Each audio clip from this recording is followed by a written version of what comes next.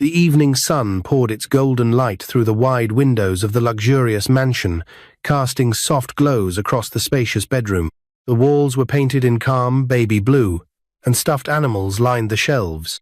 On the far side of the room, near the open window, stood Monica barefoot, her white and black nanny uniform clinging softly to her body as she danced slowly to a tune she hummed herself. Her smile was full, genuine, and free. Her eyes sparkled with warmth as she twirled gently on her toes, one hand in the air like a ballerina. Her neatly packed bun bounced with every graceful sway. She looked like a dream, yet it wasn't about elegance. Her movements weren't meant to impress anyone. They were meant to heal. Lying quietly in his wheelchair, 8-year-old Jerry sat watching her again. His big, brown eyes were wide open, following her every step like she was magic. And to him, she was. This had become their ritual. Every night, Monica danced for him. No loud music, no lights, no crowd. Just the soft sound of her voice and her feet brushing the floor. It was always the same. She'd twirl, sway her hips, sometimes stomp playfully or mimic a robot. And every time, Jerry laughed. The boy who doctors said needed more joy. The boy who hadn't stood since birth. The boy whose muscles were fine, but whose heart had locked him away in fear. Jerry had never walked, not once. The doctors had checked everything. They found no medical problem. His spine was perfect, bones normal, blood work clean. But Jerry never stood. He never tried. Until Monica came. On this particular night, something was different. Monica wasn't just dancing. She was doing it with an extra bit of mischief, pretending to walk like a toddler. She stumbled on purpose, waving her arms wildly, then pouted like a baby trying to balance. Jerry giggled. She did it again, this time with a bounce in her knees, acting like she was learning to walk for the first time. Then she clapped her hands and said playfully, "Come on, Jerry, you can walk too. Dance with me." Jerry's smile grew.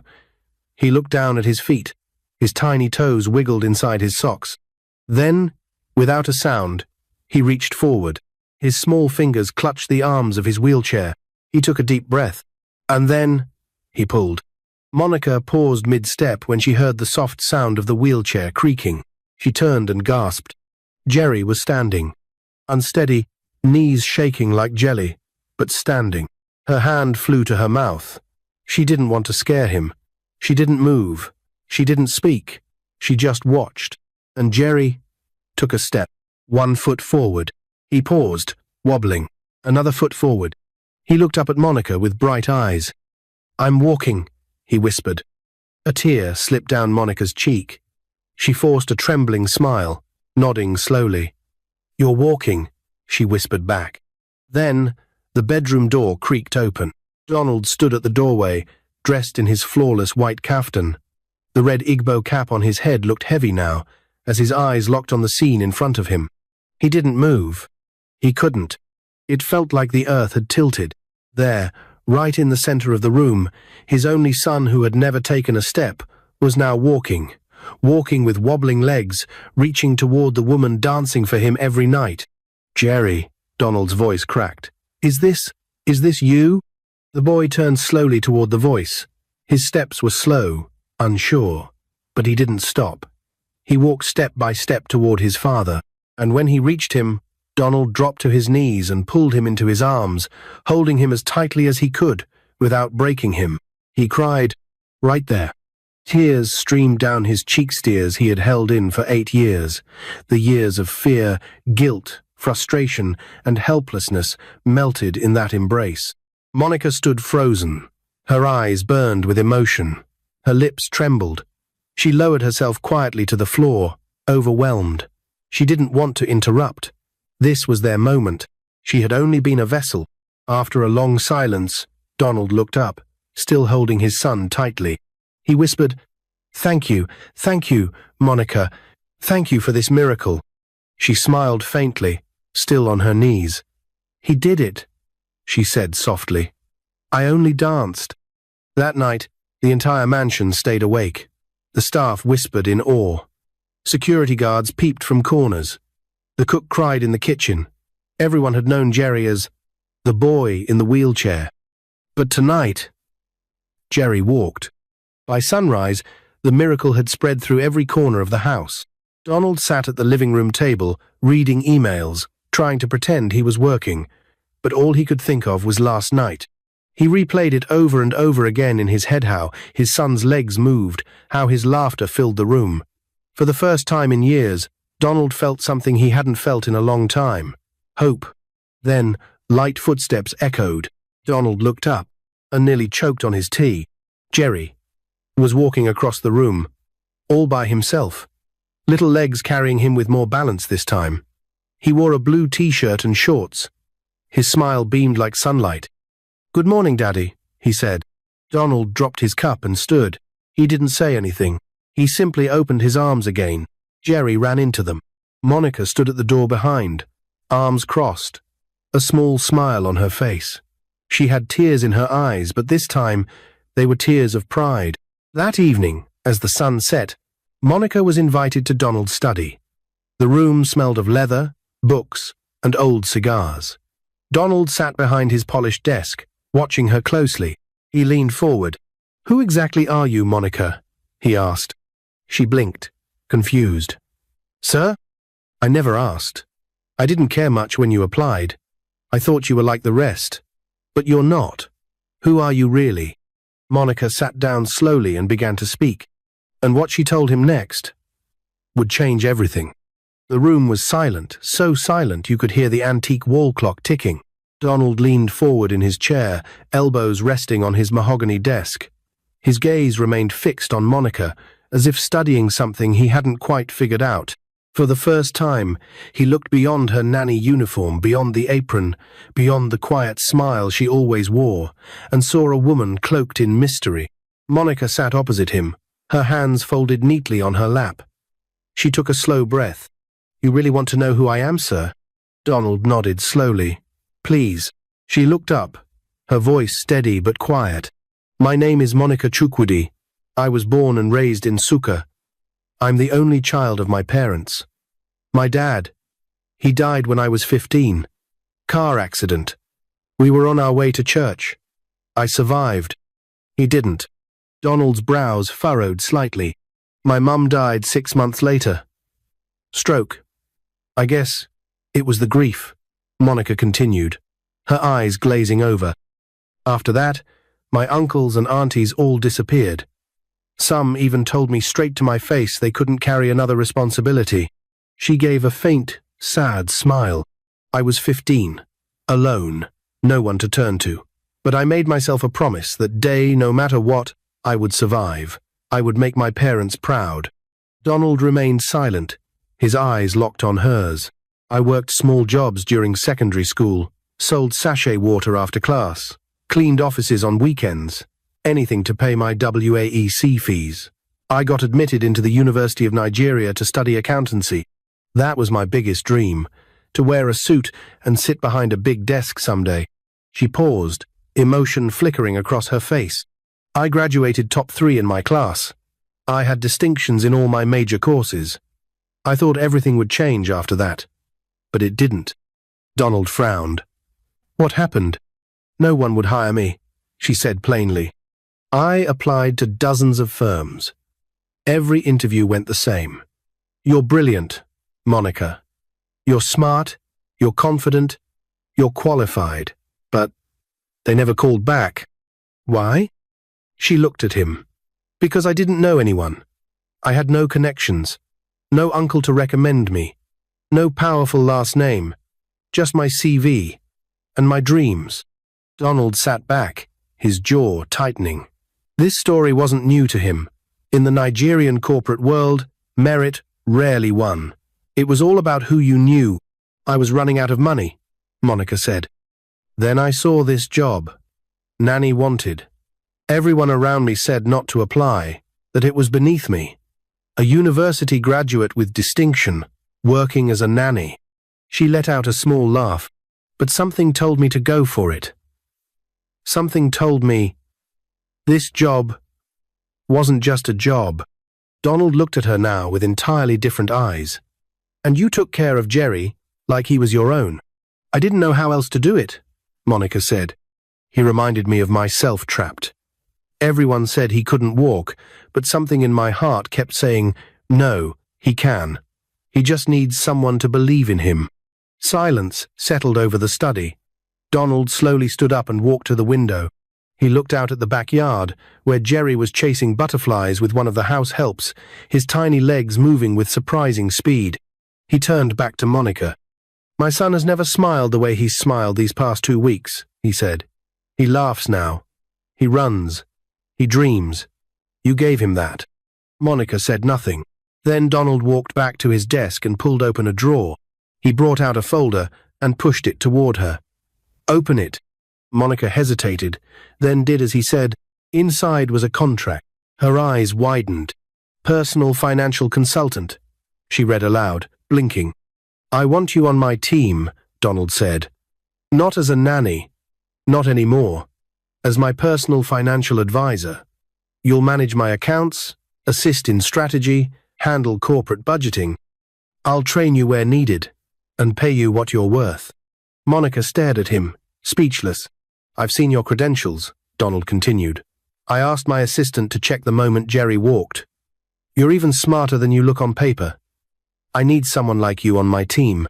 Tears welled in Monica's eyes. "Sir, I don't know what to say." "Say yes," he said with a small smile. "And call me Donald, not sir. That ended the moment you performed a miracle in my house."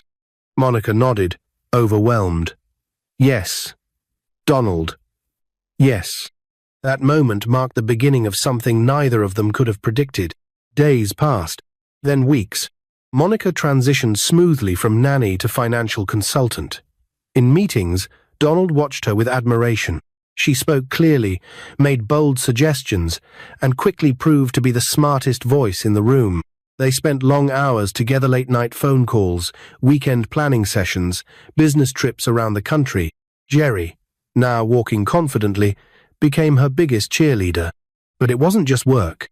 Sometimes it was the quiet moments between them, the shared laughter, the subtle glances, the way Monica would forget to remove her glasses and Donald would tease her gently, the way she'd scold him about overspending and he'd grin like a guilty schoolboy.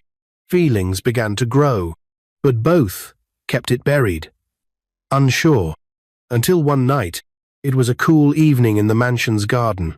The stars were out. The air smelled of jasmine. Donald stood under the garden lights, dressed in a crisp, navy blue outfit. In his hand was a small velvet box. Monica walked out, wearing a simple blue dress. Jerry, now 15, was hiding behind the garden hedge with a camera in his hand, smiling, waiting. Donald turned to Monica. "Monica, I've learned a lot from you. Not just about business, but about life, about faith, about hope. You didn't just heal my son. You healed me too." He got down on one knee and opened the box. "Will you marry me?" Monica gasped. Her hand flew to her mouth. From behind the hedge, Jerry burst out laughing and ran toward them. "Say yes! Say yes!" Tears streamed down Monica's cheeks. "Yes," she whispered. "Yes, Donald, I will." Jerry threw his arms around them both. In that garden, under the stars, a broken man, a forgotten woman, and a once paralyzed boy became a family. But something unexpected was coming, something from Monica's past, someone who had tried to erase her. And now, they wanted in. The morning sun cast a golden hue over the mansion's driveway. Monica stood by the balcony, twin toddlers in her armchair, beautiful blessings, a boy and a girl, just over a year old. Their giggles echoed softly through the compound as she rocked them gently, watching Jerry sprint across the lawn, football at his feet. The world felt perfect, too perfect. She smiled. "Monica!" Donald called from the front door, dressed in a crisp grey suit. "I'll be back by noon. Meeting in Ikoyi." "Okay, drive safe," she replied. He blew her a kiss and hopped into the car. Everything was good. Everything was stable. But as Donald's convoy pulled away, a black Toyota Corolla rolled quietly down the street and parked across from the gate. The engine remained on. The windows were tinted. The driver didn't come out. Inside the house, Monica had no idea that trouble was waiting just beyond the fence. By noon, Jerry was in his study doing homework. The twins were asleep. Monica sat in the kitchen, going over business reports. Since becoming Donald's financial advisor, the empire had nearly doubled in value. New branches had opened in Port Harcourt, Asaba, and even Accra. Her brilliance had become the secret behind Donald's global rise. She leaned over the table, eyes glued to the spreadsheet, until the intercom buzzed. She pressed it. "Yes?" "Madam," said the voice of the gatekeeper nervously. "There's someone here to see you." "Who?" "She say her name is Madam Ifioma. She say you're her niece." Monica froze. Every muscle in her body went still. She hadn't heard that name in over a decade. Ifioma, her mother's sister, the same woman who told her at age 15 that she wasn't her responsibility. The same woman who locked her out in the rain the day after her father's funeral. The same woman who once looked her in the eyes and said, "Your problems are too much." Now, she was at her gate. Monica's hands trembled slightly. "Let her in," she said. 2 minutes later, the doorbell rang. She walked slowly to the entrance and opened the door. There stood a woman in her late 50s, dressed in faded Ankara, a cheap handbag clutched under one arm. Her face had aged, but her eyes, those sharp, calculating eyes, had not. "Monica," Ifioma said with a small, forced smile. "You look good." Monica didn't speak. She stood quietly, arms crossed. "Can I come in?" the woman asked. Monica stepped aside. They sat in the living room. Monica on one end, Ifioma on the other, eyes scanning the mansion like a scavenger. "Nice place," she muttered. "You married a rich man?" Monica's jaw clenched. "What do you want?" Ifioma gave a nervous chuckle. Ah. No. How have you been? No. Auntie, you look younger than your age? Nothing?" Monica didn't smile. "You didn't come here for greetings. Why are you here?" The older woman sighed and shifted in her seat. "Fine. Straight to the point. Monica, I need help. Things have been hard. My son is in trouble debt. Serious one. If we don't pay, they'll lock him up. I need just a small loan. 5 million naira. Just 5. Monica blinked. A bitter laugh escaped her lips. "You need help? Please. Where were you when I needed help? When I was starving in a face, face, you room? When I was begging people to let me clean gutters just to buy textbooks, where were you then?" Ifioma dropped her head. "I know I failed you, but I'm still your blood." Monica stood up. "No, you're not. Monica, you lost that title the day you watched me cry and turned away. I was 15, and you left me in the street." There was a long silence. Then Ifioma's tone changed. She looked up with cold eyes. "You think because you're in this big house now, you're better than me? Don't forget if your father hadn't died, you'd still be nothing. You think you're smart? You think you built this yourself? You just got lucky." Monica clenched her fists. "Leave. Now. You'll regret this," Ifioma hissed as she stood. "I know people. You're not the only one who can rise." Monica walked to the door and opened it. "Go." And just before the woman stepped out, she turned and said one last thing that chilled Monica to the bone. "You think this man loves you? Wait until he finds out what I know." Then she walked away. That night, Monica sat alone in the garden. She didn't tell Donald what happened. She couldn't. But her mind kept racing. What did Ifioma mean by "what I know"? What could she possibly reveal? She thought her past was clean, honest. Unless it was about her father's accident. She remembered things differently. The car, the screams, her father's last words. Was there something she didn't know? Or worse, something someone hid from her? Inside the house, Donald watched her from the window. She looked distant, lost in thought. Not the Monica he knew. He reached for his phone. He needed answers too. Because that afternoon, he had received a message from an anonymous number. It read, "You don't know the real Monica? Ask her about Nsuka. Ask her about the night her father died. Donald hadn't told her. Not yet. But he would, because he needed to know who his wife truly was, and if her past could destroy their future. Thunder rolled softly in the distance as Monica stood at the edge of the garden, her arms wrapped tightly around herself.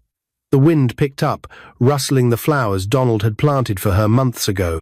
She stared out into the darkening sky, but her thoughts were far away back in Nusuka, back to a night she had tried hard to forget. Inside the mansion, Donald paced his study restlessly. He had not confronted Monica yet, not directly. The message from the anonymous number still burned in his mind. You don't know the real Monica? Ask her about Nusuka. Ask her about the night her father died. He couldn't ignore it anymore. But he also couldn't shake the guilt of not trusting the woman who gave his son a miracle and gave him a second chance at love. Still, he had to know. That night, after the twins had been tucked into bed and Jerry retreated to his room, Donald found Monica still sitting outside, her face pale under the garden lights. Monica, he said gently, pulling a chair beside her. She didn't turn. I've been thinking, she murmured, about Nusuka, about my dad, about the accident. Donald paused. Monica turned to him slowly. Do you believe people can bury pain so deep that even they forget it ever happened? He looked into her eyes. Yes, I do. There was silence. Then she spoke again. Her voice was barely a whisper. I don't think it was an accident. Donald sat up. What do you mean? My father's death, she said. I think someone planned it. Or at least, someone caused it. Donald's chest tightened. Why do you think that? Monica stared ahead. Because the day he died, he wasn't supposed to be in that car. Flashback, 14 years ago. 15-year-old Monica sat on the front step of their small compound, hugging her backpack. Her father, Chief Obi Chukwudi, had just walked back into the house to grab his Bible. He was late for service, but he didn't like going alone. I'll wait, he had said. Get ready fast. But Monica had a stomachache that morning. She told him to go ahead, that she would come later with her mother. He kissed her forehead and smiled. Okay, my love. I'll see you in church. She waved. 15 minutes later, a loud crash rang through the streets. Then the screams. Then silence. By the time neighbors brought her to the scene, her father's car was wrapped around a tree. His driver was gone. Her father lifeless. No witnesses.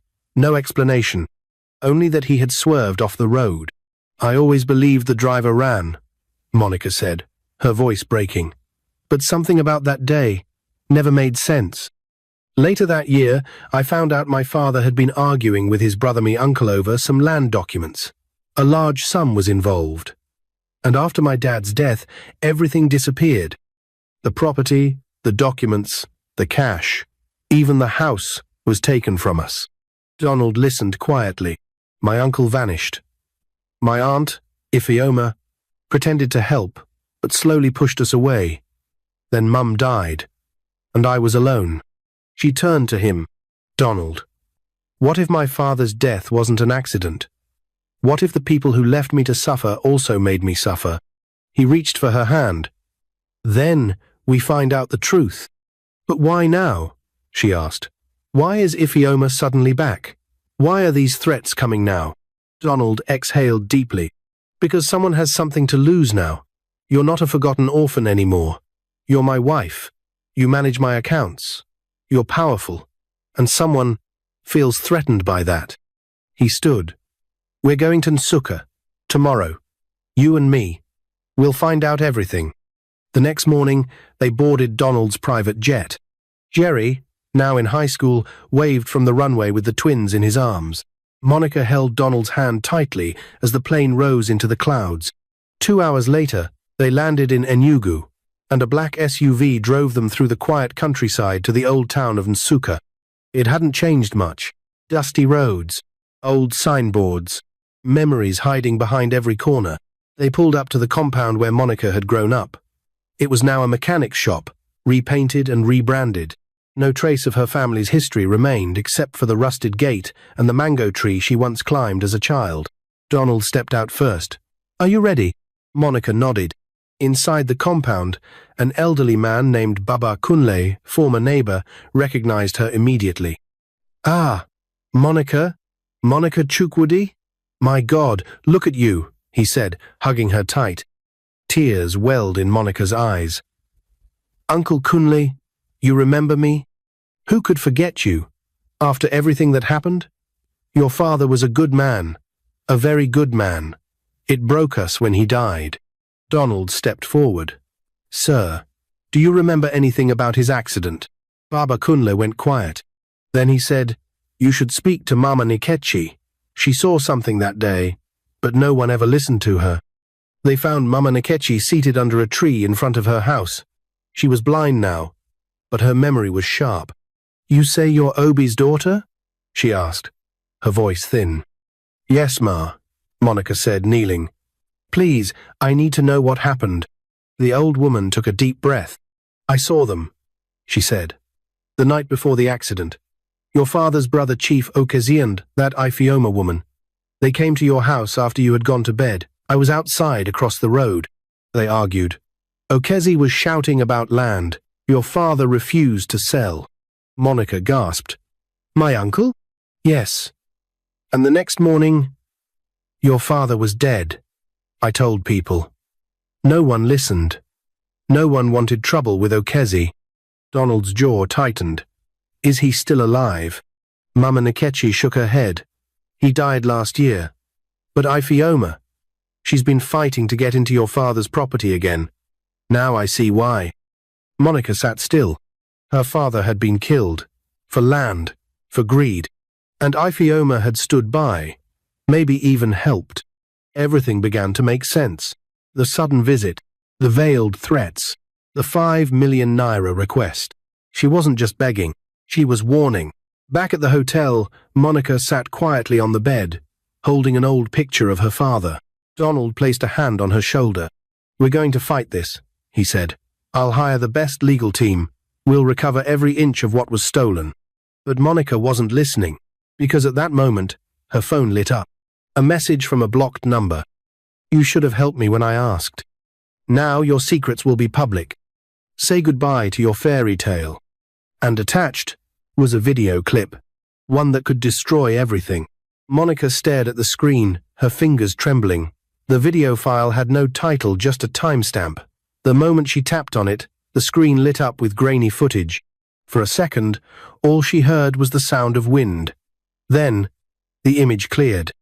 It was her, Monica, 15 years old, skinny, in a faded school uniform, sitting on the dusty floor of Ifeoma's corridor, crying, her eyes swollen, her voice shaking. "I have nowhere to go," the younger Monica sobbed in the video. "I swear I didn't know they were planning anything. I didn't know Uncle Okezi wanted Daddy dead. I didn't know." The camera shifted slightly. Another voice off screen, female.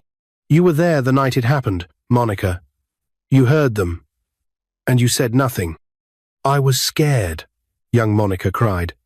"Please don't tell anyone. I just want to live. I want to survive." The screen froze on her face, helpless, scared, stained with tears. And then the video ended. Silence filled the hotel room. Donald sat across from her, his face unreadable. Monica's hands slowly lowered the phone onto the table. Her lips were parted, but no words came out. The color drained from her face. "Donald," she finally whispered. "It's not what it looks like." He didn't speak. "I didn't know they were serious. I didn't think they'd really kill him. I was just a child. I heard them arguing, yes, but I didn't understand what it meant. I didn't think it would lead to that." Donald leaned forward slowly, his elbows on his knees, eyes locked on hers. "Why didn't you tell me this before?" Monica's voice cracked. "Because I buried it. I didn't want to believe I was there. I didn't want to remember. For years I convinced myself I didn't hear anything, that it was just noise, that I wasn't part of it." Tears ran down her cheeks. "I lived with that guilt every day. I hated myself. I hated my silence. But what could a scared little girl do? Who would have believed me over a powerful man like Okezi?" Donald looked away for a moment, running a hand down his face. "Someone sent this to destroy you. he said finally. To ruin everything we've built. Monica nodded. It's Ifioma. She recorded that video herself. I remember now. That night, after Daddy's funeral, she called me in. I thought she wanted to comfort me, but she had her phone hidden. She told me to confess everything I knew. She said it was for my healing, but she kept the recording. She must have saved it all these years. Donald stood and walked to the window. She's trying to blackmail you. She threatened me that day. She said if I didn't help her, she'd expose me. But I didn't think she had proof. Well, she does, Donald said. And now she's going to use it. He turned back to Monica, walked to her, and gently cupped her face. Look at me. She did. You didn't kill your father. You were a child. And no one will use that moment to tear you down. But if that video leaks, then we'll fight it, he said firmly. Together. The next morning, Monica and Donald returned to Lagos. But the damage had already begun. Anonymous blogs picked up the story, Wife of Billionaire CEO may be linked to father's death. Clips of the video appeared on WhatsApp groups. Rumors spread like wildfire. Investors pulled out. Brand sponsors withdrew. Jerry's school called concerned parents were asking questions. Everything Monica had built was crashing. She locked herself in her room for a whole day, refusing to speak. Not to Donald, not to the twins, not even to Jerry. It was Jerry who broke the silence. That night, he came in, holding his high school trophy. Mum, he said, softly, I brought this for you. She didn't turn. I won Best Science Student, he continued. They almost didn't give it to me today. Some parents protested, because of the rumors. Monica sat up slowly, her eyes filled with tears. Jerry, I'm so sorry. But I told them, he interrupted. If it weren't for you, I wouldn't even be walking, let alone winning trophies. I don't care what people say. I love you, and you're my hero.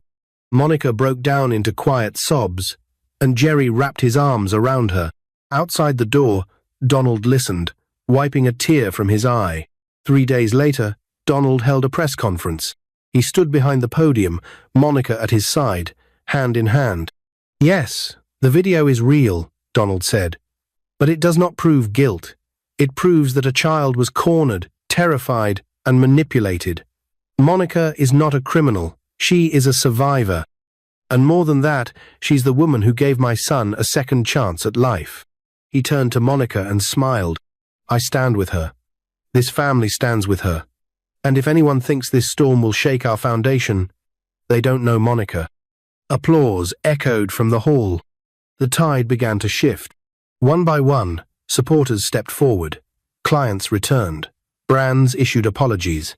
Jerry's school gave him a special award for courage. The world watched a woman rise from shame and turn it into strength. Months passed.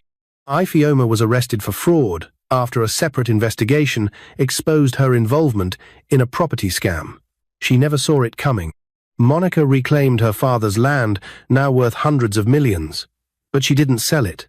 Instead, she built a scholarship foundation for orphans so that no child would ever feel as alone as she did. And on a bright Saturday afternoon, Monica stood proudly as Jerry, now 18, graduated from aviation school as the best student in his class. At the edge of the runway, their private jet waited. Inside, Donald sat beside Monica, holding her hand. Thank you, he said quietly, as the jet prepared for takeoff. For coming into my life. For healing my son. For showing me what strength really looks like. Monica smiled, tears in her eyes. And thank you, she whispered, for seeing me, not as a poor nanny, but as the woman I truly am. The jet lifted into the sky, cutting through clouds like the future they had built strong, unstoppable, and free. If you like this story, comment, share, and subscribe to our channel for more interesting stories.